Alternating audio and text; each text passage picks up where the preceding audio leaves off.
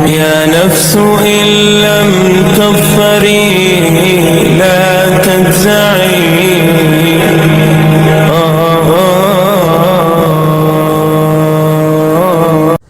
نحمدہ ونصلی علی رسولہ الکریم اما بعد فاعوذ باللہ من الشیطان الرجیم بسم اللہ الرحمن الرحیم۔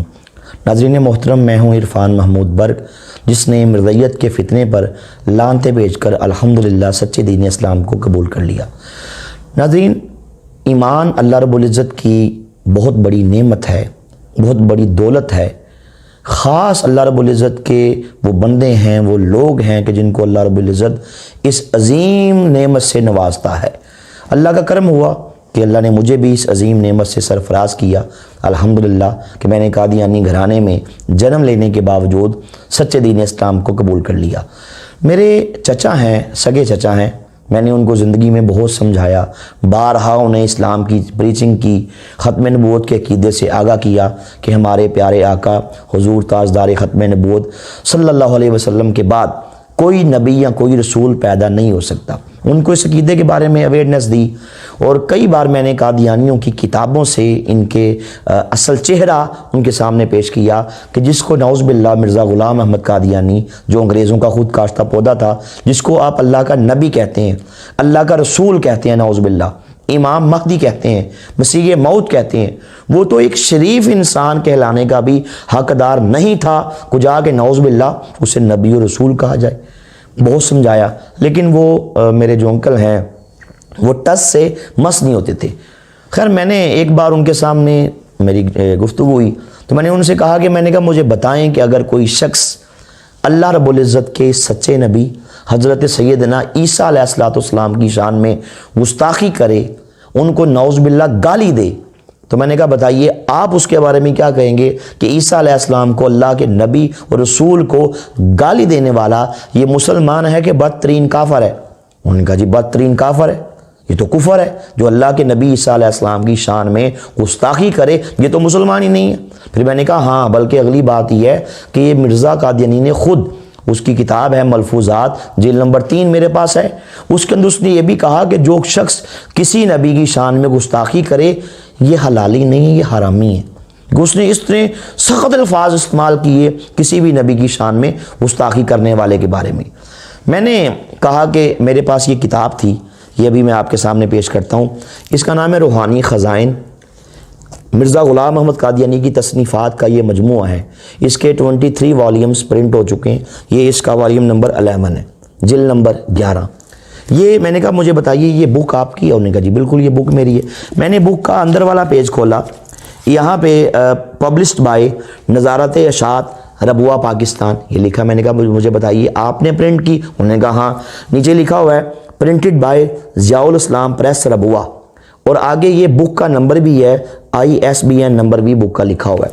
کہتے جی بالکل 100% یہ بک ہماری ہے، بلکہ اس کے اندر میں آپ کو دکھاتا ہوں کہ مرزا غلام احمد قادیانی جس نے اس کتاب کو لکھا، جس نے نعوذ باللہ خود کو نبی اور رسول ہونے کا دعویٰ کیا، یہ اس کی تصویر بھی موجود ہے۔ میں نے کہا مجھے بتائیے یہ کتاب آپ کے مرزا قادیانی کی ہے؟ اس نے کہا جی بالکل ایگزیکٹلی یہ کتاب ہمارے مرزا صاحب کی ہے۔ میں نے یہ کتاب کا پیج نمبر 291 یہ کھولا اور ان کے سامنے پیش کر دیا۔ میں نے یہ عبارت پڑھنی شروع کی جو میں آپ کو بھی ابھی سنانا چاہتا ہوں۔ اس میں مرزا قادیانی کذاب نے نعوذ باللہ معاذ اللہ اللہ کے نبی عیسیٰ علیہ السلام کو ننگی اور گندی اور غلیظ گالی دیتے ہوئے استغفر اللہ یہ ہرزہ سرائی کی ہے۔ کہتا ہے کہ عیسیٰ علیہ السلام کی 3 دادیاں اور نانیاں زناکار اور کسبی عورتیں تھیں جن کے خون سے آپ کا وجود ظہور پذیر ہوا، نعوذ باللہ استغفر اللہ معاذ اللہ۔ اللہ کے نبی عیسیٰ علیہ السلام کو اتنی بڑی گالی، اور اس کو اتنی بھی سینس نہیں ہے، اس نے نعوذ باللہ عیسیٰ علیہ السلام کی دادیوں کی بات کی، اسے اتنی بھی سینس نہیں ہے کہ عیسیٰ علیہ السلام تو بغیر باپ کے پیدا ہوئے، اور جو بغیر باپ کے پیدا ہو دادی کہاں سے آ گئی؟ یعنی کہ یہ آپ اندازہ کریں کس قدر خبیث النسل انسان تھا کس قدر یہ خبیث الفطرت شخص تھا، اس نے عیسیٰ علیہ السلام کو اتنی بڑی اور گندی اور ننگی گالی دی ہے۔ اور یہ کتاب ساری عیسیٰ علیہ السلام کو نعوذ باللہ اس نے گالیاں دی۔ اس کے اوپر کہتا ہے کہ عیسیٰ علیہ السلام جھوٹ بولتے تھے، اسے پیچھے کہتا ہے کہ عیسائیوں نے آپ کے بہت سے معجزات لکھتے ہیں، یہ پیج نمبر 290 ہے، کہتا ہے عیسائیوں نے آپ کے بہت سے معجزات لکھے ہیں، مگر حق بات یہ ہے کہ آپ سے کوئی معجزہ نہیں ہوا، نعوذ باللہ۔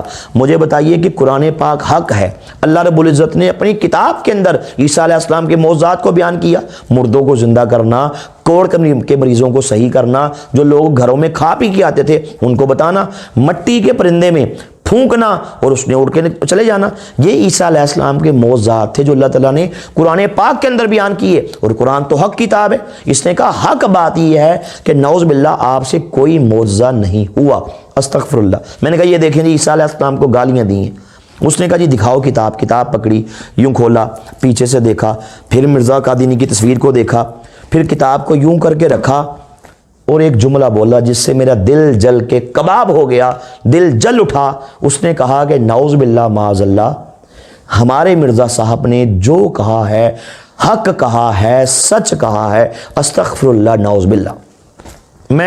میرا دل خون کے آنسور ہونا شروع ہو گیا، اٹھ بیٹھا وہاں سے۔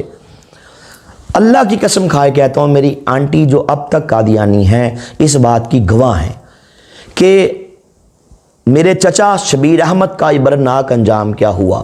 مرنے سے چند ماہ قبل اس کی حالت یہ ہو گئی کہ ایک ایسی بیماری لگ گئی، سوکھ کے کانٹا بن گیا، نہ کچھ کھاتا تھا نہ کچھ پیتا تھا، پیشاب آتا تو بستر پہ کرتا، غلاظت آتی تو بستر پہ کرتا، بعد میں اس کو پیمپرز لگا دیے گئے۔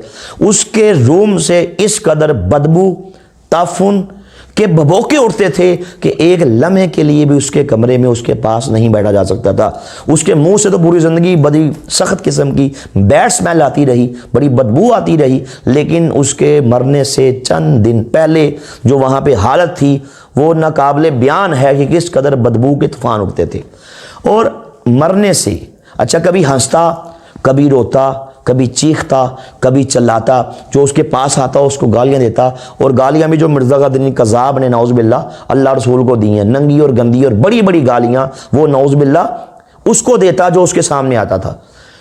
حالت یہ ہو گئی کہ اس سے چند دن پہلے اس نے دونوں ہاتھ یوں کر کے کھڑے کی، میری آنٹی اس بات کی گواہ اب تک قادیانی ہے، خود کہا، میں نے ان کو دیکھا، میں نے چچے کی یہ حالت بھی دیکھی، انہوں نے خود بھی بتایا کہ دونوں ہاتھوں یوں کر کے کھڑے کیے، سارا وجود کانپتا تھا، لرزتا تھا، اور یوں کر کے کہتا تھا کہ چلے جاؤ میں نہیں جاؤں گا، چلے جاؤ میں نہیں جاؤں گا، چلے جاؤ میں نہیں جاؤں گا۔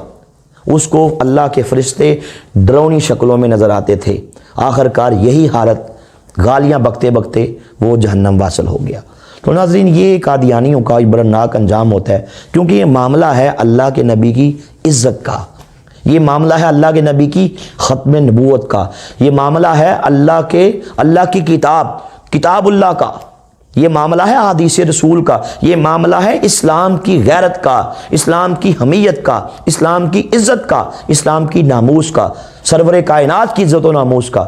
اللہ اس سلسلے میں لحاظ نہیں کرتا، عبرت کا نشان بنا دیتا ہے۔ میں آج کی اس گفتگو میں پوری دنیا کے تمام قادیانیوں کو دعوت فکر دینا چاہتا ہوں کہ اگر چاہتے ہو کہ اللہ رب العزت کے عذاب سے بچ جاؤ، اگر چاہتے ہو کہ قبر کے پسلیاں توڑنے والے عذاب سے بچ جاؤ، اگر چاہتے ہو کہ جہنم کے بھڑکتے شعلوں سے بچ جاؤ، اگر چاہتے ہو کہ جہنم کی خوراک، بدبو، گرم، کڑوے، بدبودار کانٹے وہ کھانے سے بچ جاؤ، اگر چاہتے ہو کہ جہنم کا کھولتا ہوا پانی جو پیٹوں کو پھاڑ کے باہر بہ جائے گا اس سے بچ جاؤ، اگر چاہتے ہو کہ جہنم کے گرزوں سے بچ جاؤ، اگر چاہتے ہو کہ جہنم کی چیخ و پکار سننے سے بچ جاؤ، اگر چاہتے ہو کہ جہنم کے دائمی عذاب سے بچ جاؤ، اللہ سے معافی مانگو۔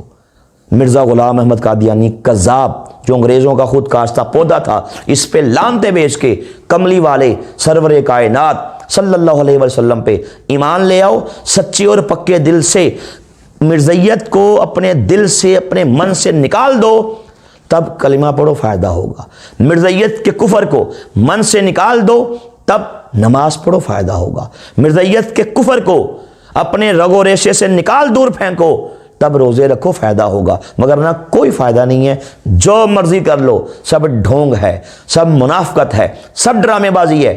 جب تک مرزا قادیانی کذاب گستاخ رسول کو مانتے رہو گے کوئی فائدہ نہیں ہے نماز پڑھنے کا، کوئی فائدہ نہیں ہے دین پہ چلنے کا۔ یہ 2 نمبری ہے، بلکہ یہ 10 نمبری ہے۔ میں یہی آپ کو دعوت دیتا ہوں کہ سچے دل سے اسلام قبول کر لے۔ جزاک اللہ خیرہ۔